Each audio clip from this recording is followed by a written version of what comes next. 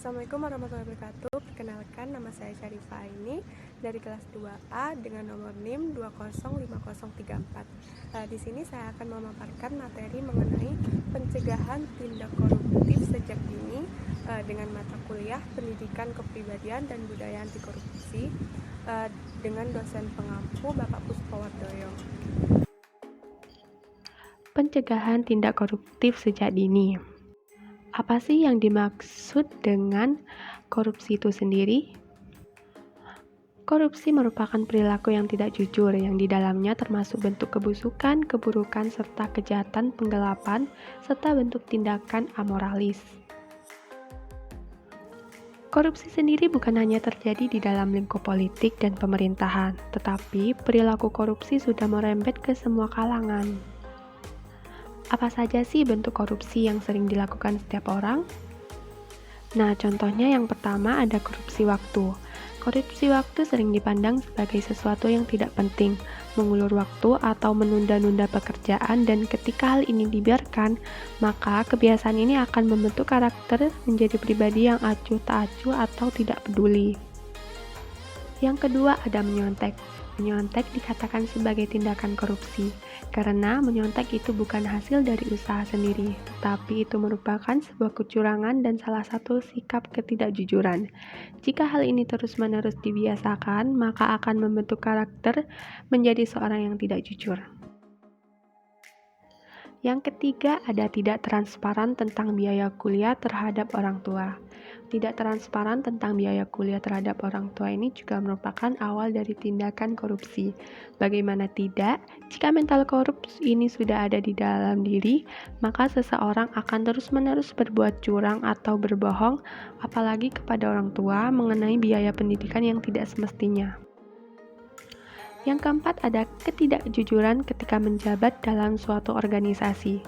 Menjabat dalam sebuah organisasi adalah satu kebanggaan bagi seorang mahasiswa, tetapi ada saatnya bahwa ketidakjujuran ini muncul, bisa saja dalam hal keuangan, kebersamaan, kegiatan, dan lain-lain.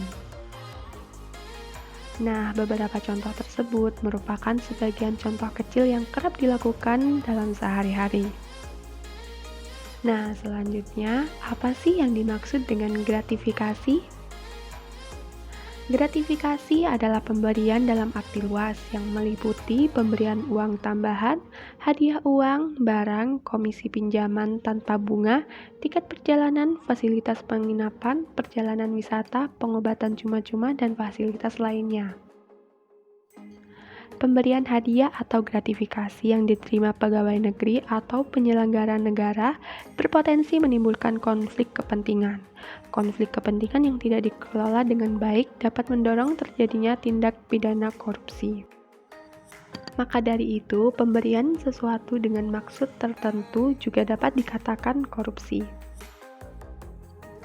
Faktor-faktor penyebab korupsi yang pertama ada sifat tamak manusia. Yang kedua, moral yang kurang kuat menghadapi godaan. Yang ketiga, gaya hidup konsumtif. Dan yang terakhir, tidak mau atau malas bekerja. Kita sebagai mahasiswa juga berperan aktif dalam pemberantasan korupsi, seperti halnya menjaga diri dan komunitas mahasiswa bersih dari korupsi dan perilaku koruptif. Membangun dan memelihara gerakan anti korupsi, pemberantasan korupsi terutama pencegahan perlu melibatkan peran serta masyarakat, termasuk mahasiswa. Mahasiswa sendiri mempunyai potensi besar untuk menjadi agen perubahan dan motor penggerak gerakan anti korupsi. Jadi, tidak ada salahnya kita sebagai mahasiswa ikut berperan aktif dalam pencegahan serta pemberantasan korupsi. Sekian pemaparan materi mengenai pencegahan tindak koruptif sejak dini. Saya Syarifah ini dari Prodi Rekam Medis. Terima kasih banyak. Mohon maaf jika ada kekurangan serta kesalahan. Wassalamualaikum warahmatullahi wabarakatuh.